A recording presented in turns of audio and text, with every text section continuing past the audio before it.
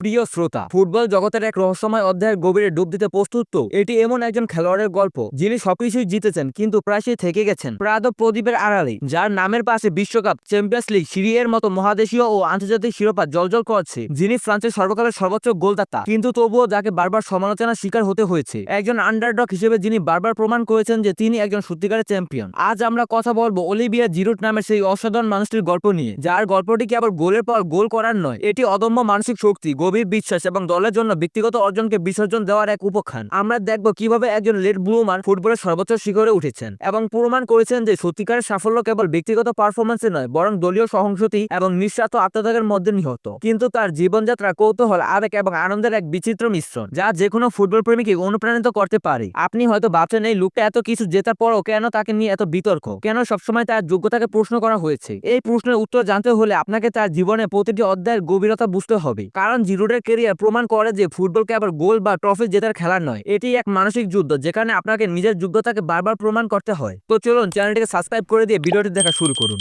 Olivia জিরুটের গল্প আর 10 জন football তারকার মতন নয়। এটি শুরু হয়েছিল ফ্রান্সের একটি ছোট গ্রাম ফ্রোগেসে, যেখানে তিনি 6 বছর বয়সে ফুটবল খেলতে শুরু করেন। কিন্তু তার প্রতিবার স্ফোরণ ঘটেনি কোনো কিশোর বয়সে টুর্নামেন্টে বা নামকরা একাডেমিতে, বরং 21 বছর বয়সে এসে তিনি তার প্রথম পেশাদার চুক্তি পান তার স্থানীয় ক্লাব গ্রেনোবলের সাথে। এই দেরিতে শুরু হওয়া তার কেরিয়ার তার মানসিকতাকে গভীরভাবে প্রভাবিত করেছে। জিরুট নিজে প্রমাণ করেছেন যে এই চুক্তিটি তার নিজের সামর্থ্য সম্পর্কে সচেতন করে তোলে এবং তার মধ্যে দৃঢ় সংকল্প এবং কাজের প্রতি একনিষ্ঠতা তৈরি করে, যা তার পুরো ফুটবল জীবনের মূল ভিত্তি হয়ে কাজ করেছে। যখন অন্য অনেক প্রতিভাবান খেলোয়াড়কে শীর্ষ লিগের স্কোয়াডরা খুঁজে বের করেছিল, তখন জিরুটকে ফরাসি ফুটবলের দ্বিতীয় স্তরে নিজেকে প্রমাণ করতে হয়েছে। ট্যুর এফসির হয়ে 2009-10 মৌসুমে তিনি লিগের সর্বোচ্চ গোলদাতা এবং সেরা খেলোয়াড় হিসেবে নির্বাচিত হন। এই সাফল্য তাকে ফরাসি ফুটবলের শীর্ষ স্তর লিগ ওয়ানে মপলিয়াতে যোগদান করার সুযোগ করে দেয়। মপলিয়াতে তার আগমন ছিল এক ঐতিহাসিক মুহূর্ত। 2011-12 মৌসুমে তিনি 21 গোল করে লিগের সর্বোচ্চ গোলদাতা হন এবং ক্লাবটিকে তাদের ইতিহাসে প্রথম এবং একমাত্র লিগ ওয়ান শিরোপা জিতিয়ে দেন। এটি ছিল তার কেরিয়ারের প্রথম বড় সাফল্য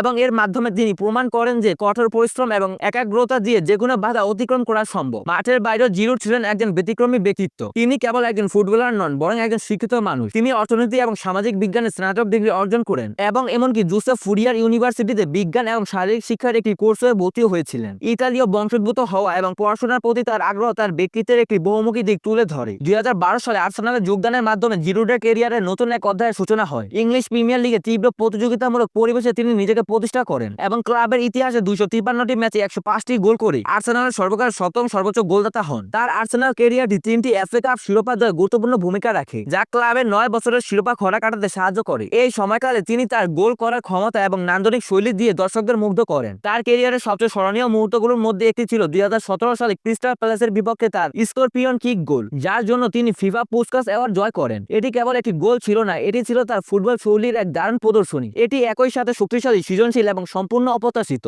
এই গোলটি প্রমাণ করে যে একজন ঐতিহ্যবাহী টার্গেট ম্যান হয়েও তিনি কত অসাধারণ শিল্পকর্ম তৈরি করতে পারেন। তবে জিরুটের আর্সেনাল ক্যারিয়ার কেবল সাফল্যের গল্প নয়। এই সময়ে কারিম বেনজিমার সাথে তার দীর্ঘদিনের প্রতিদ্বন্দ্বিতা এবং মিডিয়া তৈরি করা F1 ভার্সেস গো কার্ট বিতর্কে সবচেয়ে বেশি আলোচনা আসে। বেনজিমা জিরুটকে গো কার্টের সাথে তুলনা করে বলেন যে ফর্মুলা 1 গাড়ির সাথে গো কার্টের তুলনা হয় না। এই মন্তব্যটি জিরুটের জন্য একটি কঠিন পরিস্থিতি তৈরি করে, কারণ বেনজিমার অনুপস্থিতির জন্য অনেকে জিরুটকে দায়ী করত, কিন্তু জিরুট এই বিতর্ককে অত্যন্ত পরিপক্কতার সাথে সামলান। তিনি এই মন্তব্য নিয়ে হাসেন এবং বলেন যে এই প্রতিদ্বন্দ্বিতা সম্পূর্ণ মিডিয়ার দ্বারা তৈরি এবং বেনজিমার প্রতি তার সর্বদা সম্মান রয়েছে। এই ঘটনাটি জিরুটের অদম্য মানসিক শক্তির চূড়ান্ত প্রমাণ। তিনি মিথ্যা সমালোচনা এবং মিডিয়া নাটকের ঊর্ধ্বে উঠতে জানেন এবং তিনি নিজের লক্ষ্য থেকে বিচ্যুত হন না। তার এই প্রতিক্রিয়া প্রমাণ করে যে তিনি কেবল মাঠের একজন যোদ্ধা নন, বরং মানসিকতার দিক থেকেও একজন চ্যাম্পিয়ন। ফরাসি জাতীয় দলের জার্সিতে অলিভিয়া জিরুটের যাত্রা তার ক্লাব ক্যারিয়ারের মতোই কঠিন এবং রোমাঞ্চকর ছিল। দেশের ইতিহাসে সর্বকালের সর্বোচ্চ গোলদাতা হওয়া সত্ত্বেও 2018 সালের বিশ্বকাপে তার ভূমিকা নিয়ে প্রচুর সমালোচনা হয়েছিল। সেই টুর্নামেন্টে তিনি একটিও গোল করতে পারেননি, কিন্তু তার কৌশলগত ভূমিকা ছিল দলের শিরোপা জয়ের সবচেয়ে গুরুত্বপূর্ণ। তিনি একজন টার্গেট ম্যান হিসেবে তার কাজ করে প্রতিপক্ষ ডিফেন্ডারদের টেনে বের করতেন এবং কিলিয়ান এমবাপ্পে ও আঁতোয়া গ্রিজম্যানের মতো গতিময় খেলোয়াড়দের জন্য জায়গা তৈরি করতেন। তার এই নিঃস্বার্থ ভূমিকাটাই ফ্রান্সের আক্রমণ ভাগকে এত কার্যকর করে তোলে। তিনি নিজে বলেছিলেন যে আমার শূন্য গোল আমাকে ঘুমাতে বাধা দেয় না। রাস্তার মানুষ আমাকে বলে তুমি গোল না করলেও গুরুত্বপূর্ণ ছিলে, আমি গোল করলে হয়তো আমরা বিশ্ব চ্যাম্পিয়ন হতাম না। এই বক্তব্যটি তার মানসিকতার প্রতিফলন। আর্সেনাল থেকে চেলসিতে যোগদানের পর জিরোডের ক্যারিয়ারে নতুন সাফল্যের যুগ হয়। তিনি ক্লাবের হয়ে 2018 সালের এফএ কাপ এবং 2019 সালের ইউরো লিগ জিতেন, যেখানে তিনি 11 গোল করে টুর্নামেন্টের সর্বোচ্চ গোলদাতা ছিলেন। 2020-21 মৌসুমে তিনি চেলসির হয়ে চ্যাম্পিয়ন্স লিগ জয়ে গুরুত্বপূর্ণ ভূমিকা রাখেন এবং সেভিয়ার বিপক্ষে একাই 4টি গোল করেন। 2021 সালে ইতালির এসি মিলানে যোগদানের পর তার ক্যারিয়ার যেন এক নতুন জীবন পায়। তিনি ক্লাবের হয়ে নিয়মিত গোল করা শুরু করেন এবং 2021-22 মৌসুমে দলকে 11 বছরের দীর্ঘ অপেক্ষার শেষে সিরি এ শিরোপা জিতিয়ে দেন। মিলানে তিনি একজন ক্লাস খেলোয়াড় হিসেবে পরিচিতি লাভ করেন, যিনি গুরুত্বপূর্ণ ম্যাচে গোল করে দলের জয় নিশ্চিত করেন। তার বহুমুখী প্রতিভার সবচেয়ে নাটকীয় উদাহরণ আসে 2021 সালে জুনোয়ার বিপক্ষের একটি ম্যাচের শেষ মুহূর্তে, যখন গোলকিপার মাইক মাইগনানকে লাল কার্ড দেখানো হয়। জিরুড স্বেচ্ছায় গোলকিপারের ভূমিকা গ্রহণ করেন এবং একটি অবিশ্বাস্য সেভ করে দলকে 1-0 ব্যবধানে জয় নিশ্চিত করেন। এই ঘটনাটি তার খেলার মান, মানসিক দৃঢ়তা এবং দলের প্রতি তার অকৃত্রিম মনোরাগের প্রমাণ। অলিভিয়া জিরুডের গল্পটি কেবল একজন ফুটবলার হিসেবে তার অর্জনের সমষ্টি নয়, বরং একজন মানুষের আত্মবিশ্বাস, বিশ্বাস এবং আত্মত্যাগের গল্প।